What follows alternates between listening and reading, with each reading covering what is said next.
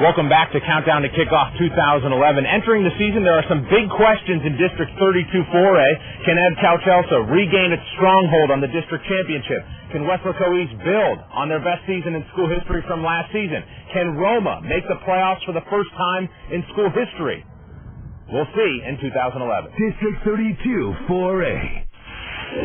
I think now they respect everybody. I think more than anything else, they feel that nothing's going to be handed to them, that they need to work for it. The swagger is back at Edcouch-Elsa, and the Yellow Jackets believe 2011 is the year they get back to winning a district championship. Our district's going to be tough, but we feel we'll be right in there in the mix of things, and I think we've headed in the right direction and done the right things to get there. Running back Alonzo Toscano will lead an offense with 9 starters back in black. The experience leads to high expectations for La Máquina Amarilla. We're a good team. We just got to come together as a family and play.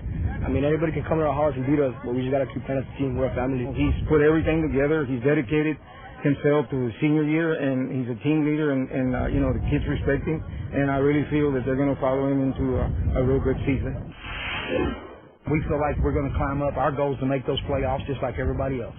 But that's what we're shooting for. We're not taking anything less than that. Hidalgo missed out on the playoffs last season after a 2-point loss to Mercedes.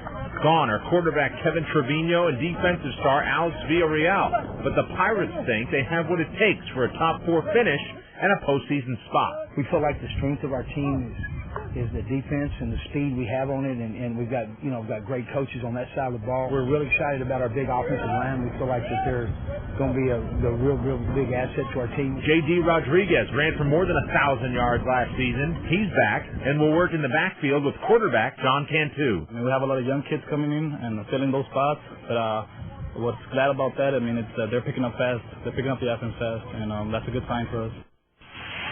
When you go against people like Westlake East and Edcouch, hey, it's me and you, and we match up well. I like what we got. Coach Aaron Garcia likes his Huskies because he has a strong defensive line, fast and experienced receivers, and a full year of experience in the offensive and defensive schemes. The Huskies like the fact that they now have a new home to call their own in Citrus City, and that new home is worth fighting for. We're not feeding into any other school, so we're pretty much Huskies. It's very different because now we know these are our facilities. Give it all we've got because we know it's all ours. The pride factor's down a lot. It's a lot higher. And like we talked about, these are our facilities, and there is a sense of ownership. We actually adopted the motto of taking the next step. We've made the playoffs the last 5 years in a row, which is a great accomplishment, but we feel this community, this team, this program deserves more. Mercedes coach Mike Uribe hopes a strong season can put his Tigers in the same conversation with the powerhouse teams of the tough District 32-4A. Mercedes has some questions to be answered on offense with new quarterback Christian Zamora and a new crop of receivers. But 7 defensive starters returning gives reason to believe they can get back to the postseason. When I look at our team, the athleticism of our offense and the experience of our defense, we have 7 returning starters on defense, and we have a lot of young athletic kids on offense.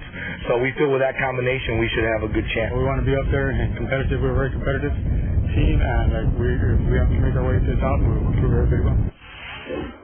Can we go for a district championship again? Can we get 3 rounds in the playoffs? What can we do? It's still all yet to be determined. If those are the questions surrounding your team, you're doing pretty well. In Mission Veterans' case, coming off their best year ever, they're happy to be asked. Other inquiries in Patriot country?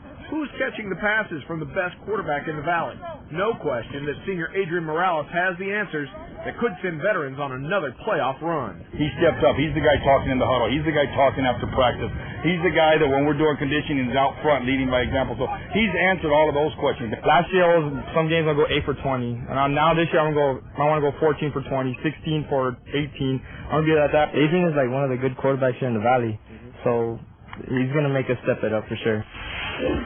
To be quite honest with you, I like where we're at in the standings. I like the element of surprise.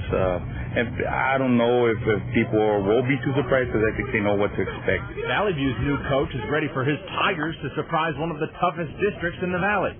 Christian Navarro is the 4th coach in the 6-year history of the Valley View varsity program, but believes he has a good thing on the Tigers' blue turf. These kids know that they should be respected, and pretty much they've been playing as a group. And it's the same group that won as a 7th grade, 8th grade, 9th grade, 10th grade team, or a JV team.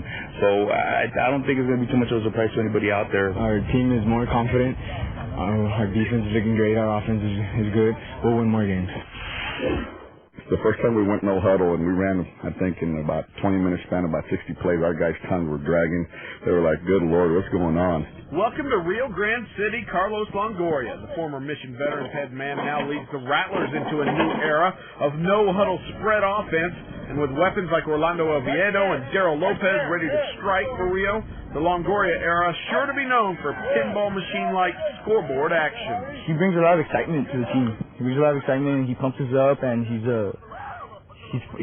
wants to win, you know, and it's up to us. So we want to bring this town to a district title. I learned a long time ago that you got to shoot for the stars. You can't undercut these kids or undermine them. You know, you can't put a lid on them, and it's our job to make them believe that they can do that. Why not?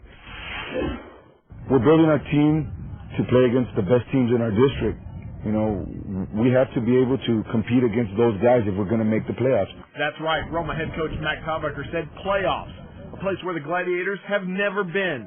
But this is an experienced Roma team, 10 returning starters on offense, used to winning at JV and freshman levels. And for these Gladiators, the postseason isn't some unattainable dream. They think it's their next stop. Those expectations are coming not only from the coaches or from the community, but from within them, the guys that are out on the field performing every night.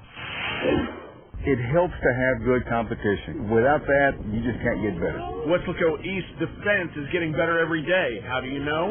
Because they're having to practice against the Wildcats' massive O-line. All back from last season, a gathering of giants that helped carve over 300 yards of rushing per game, and led by first-team All-Stater Carlos Cuellar, still feel they have something to prove. Last year, the question was if we were going to have an O-line or not, and I think we pretty much shut everyone up with that. And I think we're going to come back stronger, bigger, faster, and we're just ready to knock people around. The expectations are there, and it's something that we know now is attainable. It's one thing to talk about it, but when you get there, now we know that we're going to have to work harder, and no one's going to give us anything. District 32-4A.